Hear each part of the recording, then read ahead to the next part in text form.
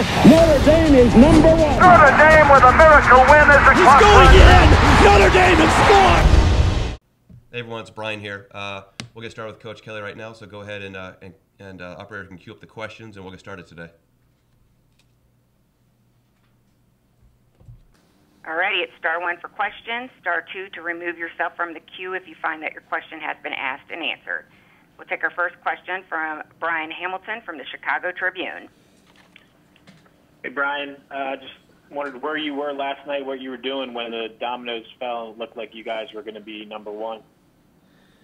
I was at home having dinner with the family, and we all camped out in the theater room and watched the two games. What's your reaction when those dominoes fall and everything seems to be coming into place for your guys? Obviously, it's like being selected for the playoffs. Now you're in if you take care of business, and you got to win each week. And I think it's more about just a feeling that you're included now in the race for a championship. There's a slight difference, I would think, between, like you say, sort of chasing a spot and having to defend that spot. Is there a slight difference in the message you give your team, or how do you tweak things this week moving to USC?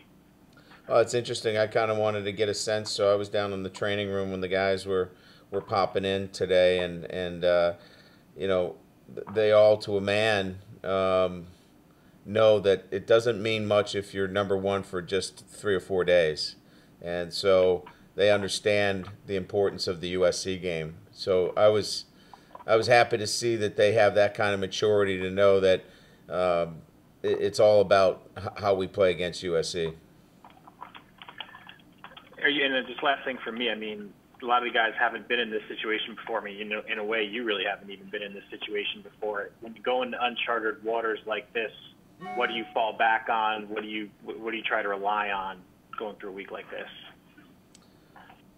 Well, I think it's still about how we got here and the preparation, and how these guys have transformed themselves into champions by their habits and how they go to work every day. So that's why I was referring to, I wanted to kind of hear what they were talking about when they came into the training room today, and it's all been the same kind of messaging. It doesn't mean much if we don't prepare. If we're not prepared, we're not going to win. So it will be for us just being consistent with what we've done up to this point. Thanks. We'll take our next question from Wes Morgan from Blue and Gold Illustrated. Hey, Brian. Everett mentioned after the game last night that he had watched a lot of film on Peyton Manning this week, tried to use some of that in practice, and that you were pretty happy with what you saw. What did he take away from that film study? Well, we were using some clips of a number of quarterbacks, which is we're working on footwork and setting his feet and communication. And as you know, Manning is probably one of the great communicators. His ability to get into plays and check and do it efficiently. So we have cut-ups that we try to use some of the greats to show some things that could be helpful. I think Everett was referring to some of the clips that he was watching, specifically centered on setting his feet. It looks like you may be going up against Whittick at USC, who's only thrown, I think, 9 times in his career. Does it change the way you kind of approach this week?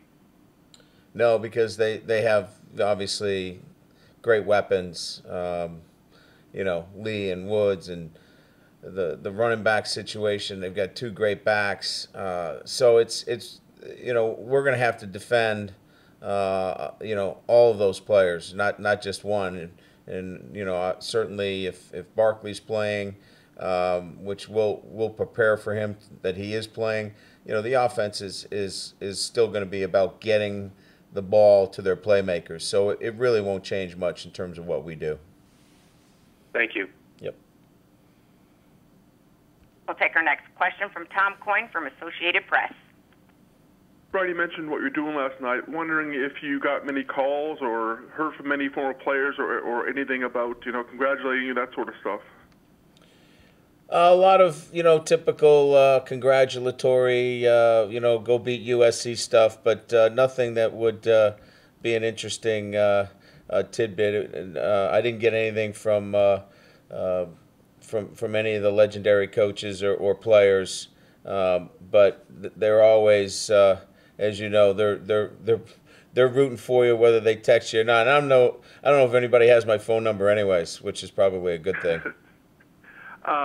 And some people scoffed last week when you said, you voted Notre Dame number one. Do you feel vindication at all by the fact that, you're unanimous now in AP and 55 of your colleagues agree with you now?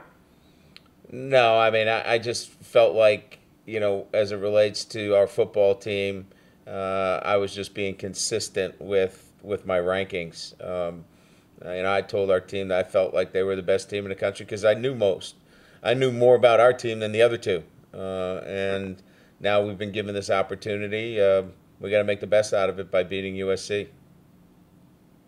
I know you have a lot more work to do, but do you take a second, the first time, I know you've won national championship at another level, but just being number one for the first time, do you take a second to enjoy that? No, I think there's clearly a sense of pride and accomplishment that we're, our football team is winning games. I think that's what we're more focused, not on, the number one, but the consistency of our program is really what I think there's a lot of pride in. And, 19-2 in our last 21 regular season games. Those are the things that we talk about, consistency in this program. That's really what we spend our time thinking about. And just talk about what you heard from players this morning. Do you think it's easier playing a rivalry game, especially a rivalry that the other side had dominance over for much of the past decade, to keep the team focused if there was ever a concern about that? No, I don't think they look at USC and think of dominance. They felt like they last year let a game slip through their hands with sloppy play, beat them at their place. So no, our guys are excited about the challenge of playing a rival in USC, but there's no trepidation. There's a great deal of respect for USC and what they've done, but our guys are very confident in themselves as well. Thank you. We'll take our next question from Matt Fortuna from ESPN.com. Hi, Brian. Many of the fifth-year guys now committed to Notre Dame after what was arguably their worst season ever, 3-9. Now they're on the brink of the national title game with one more win. Can you just kind of put into words what those fifth-year guys have meant to this program and the ups and downs they've gone through? Well, I think it's in any program, whether you're at Notre Dame or for me at Grand Valley State, when we built, national championship programs, there's going to be a core group of guys that have to go through those tough times. And every group that I've had that have gone through those tough times, they're stronger for it. And so I think there's no question that this group is stronger because of the experiences that they've had along the way. And that's what makes this team such a good football team, because they've had the down times, and they know what that end looks like, and they don't like it very much. And so that's where you really feel good about your football team, if they've had those kind of experiences. Switching gears a bit, they obviously have a couple of dynamic weapons, especially Lee.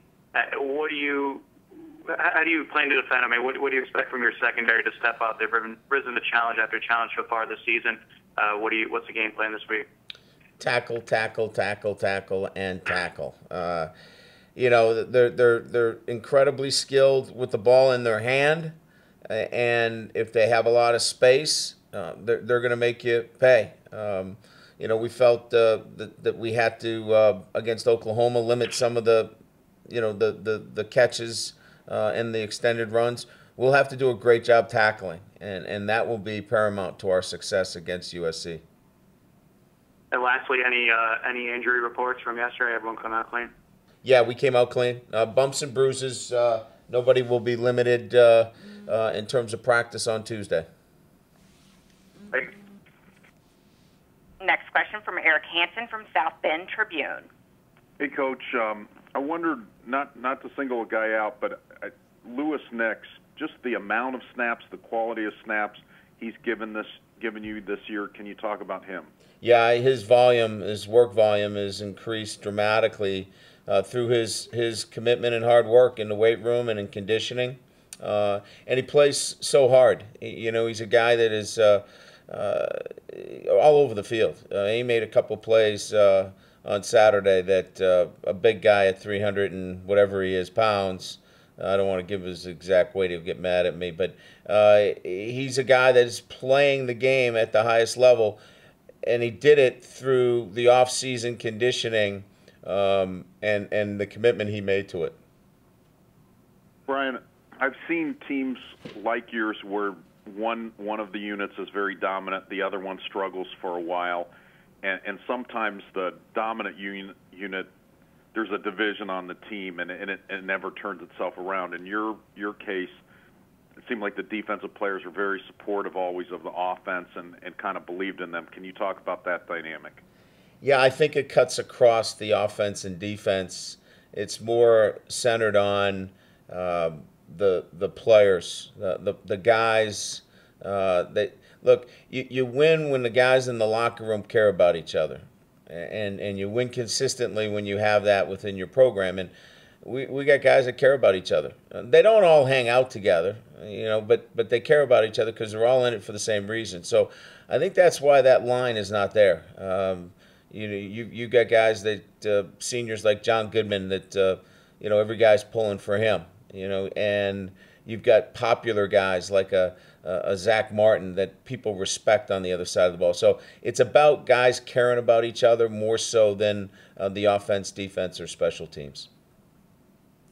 Everett seemed to be in a position last night or yesterday when, Wake Forest seemed like they were much more concerned about the run than they were the pass, and kind of dared him to be really good, and he was really good. What's the next step in his evolution, or is it just kind of refining what you saw yesterday? Yeah, I think it's twofold. There's still a lot to be learned in terms of the game itself, the situations in the game, and understanding, time and place. When to throw the ball away, when not to take a sack, all those things, and those can't happen in the classroom. So you're exactly right. Those things will continue to evolve as he plays.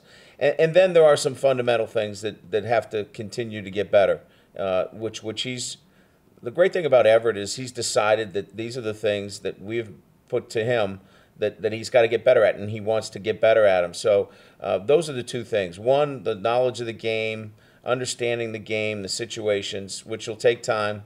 And the other one is still working on the fundamentals of a young quarterback that quite frankly, when we got here, was just a freelancer. And so getting him more disciplined. Those things are happening each day. And last one from me, from someone who's only spilled Gatorade on myself, I wondered what that Gatorade bath feels like emotionally and physically. Physically, very cold. Emotionally, it feels good to get anything dumped over your head, provided it's a win. And for us to win at home, it's those are the times as coaches you feel like there's a sense of accomplishment. Thank you. We'll take a question from Fred Lewis from the Honolulu Star-Advertiser. Coach, Heisman ballots started coming in tomorrow. What's your sense on Manti's feeling on the Heisman situation? Well, I think he should win the Heisman Trophy, provided we continue to win. As it relates to Manti, he doesn't talk much about it. He's not focused on those things. He's focused on the things that we all know that are important to him, and that is his team and how we play on Saturday. So I'll push for him. I think he should win the Heisman, but he's not really focused on that. Did you talk to him about that at all? The only thing we talked about is that he's going to be with me after the USC game quite a bit because we've got a lot of banquets and award shows to be at. So the only thing that I've talked to him about is that we have a hope that we'll be in New York together in a couple of weeks. Thank you. As a reminder, it's star one to ask questions, and we'll take a question from Don Wetzel from Yahoo Sports. Hey, Brian. There was a belief kind of out there that times had changed and Notre Dame maybe couldn't compete for national titles again. Even inside the Notre Dame family, there was comments about maybe lowering different standards or the need to join a conference. Why do you think that was out there, and why did you reject that notion when you took the job? Yeah, I didn't.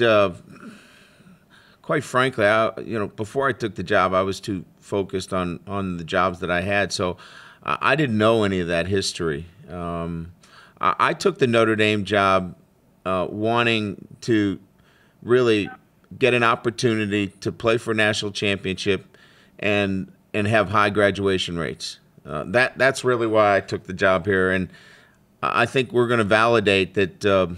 This year, obviously, with the #1 graduation rates, that you can do both, and they don't have to be mutually exclusive in college football. I have not seen anything here in my time that will not allow us to continue to have the highest graduation rates and compete for a national championship. And I've been doing it 22 years, so I think I know what it looks like if you couldn't do it. Great, thank you. We'll take a question from George Schroeder from U.S. Today. Hey, Brian, I'm wondering, did you get a sense when you were in the training room this morning of how closely the players watched those two games, K-State and Oregon, last night? You know what? They didn't even talk about it.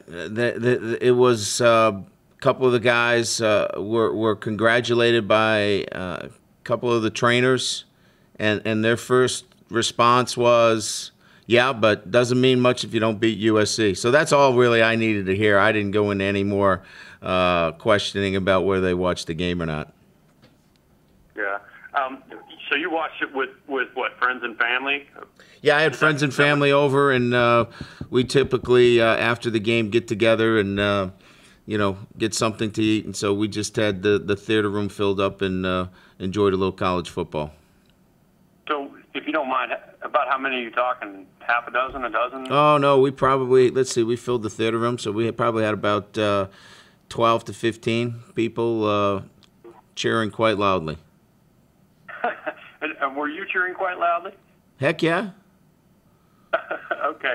And so just for a moment, I think the Oregon game, if I remember right, finished first. That's where I was. But when the field goal goes through for Stanford, did you have a moment of satisfaction or elation at all, or do you already tuned into USC? Or the way I had it in my mind was that it looked like K-State was going to go down, and so we kind of turned that one off and had already felt like we're in a pretty good position here, regardless of whether Kansas State came back or not. We felt like Notre Dame could hold up to Kansas State in terms of the rankings. Anyway, the Stanford game we then put on and certainly watched the rest of that game. And just a great game. But, the things that stand out is that if you can run the football and play great defense, you got a chance to win. Yeah, so was there a moment at some point where you sort of think, you allowed yourself that moment of satisfaction or elation or whatever, or not? No, I don't know that either one of those words accurately depict what I was feeling as much as, all right, let's take care of business this week, and now we don't have to answer the questions about style points or politics or anything like that. We get a chance to play for the national championship, provided we win this week. Was that frustrating, having to answer those questions, and maybe some people thinking you had to politic at a certain point? Oh, absolutely, yeah. But I understand it too. I mean, it comes with the territory. You're going to have those questions posed to you, and the best thing that I can do is keep our football team focused on the next game, and that's what we tried to do. Yeah, and I guess last question. Obviously, you have to beat USC, but you're now in position to sort of bring Notre Dame all the way back. Does the historical reference, how much does that mean to you, and how much can you sense anything even this this afternoon in terms of around town? No, I've been locked up here watching film, so I really can't tell you. I'm sure there's a great deal of excitement, but again, we've got to we've got to hit the pause button here and realize that we're not doing this to be number one for 3 or 4 days. We're doing this because we want a consistent program that is in the hunt every year. That's really the focus of this program. All right, thank you, Brian. Yep. And to ask a question is *1. And at this time, Mr. Kelly, there are no further questions in the queue. All right, thanks, everyone. We'll have a transcript up on our website later this afternoon. Notre Dame is number one. Notre Dame with a miracle win as the He's going in. Notre Dame has scored.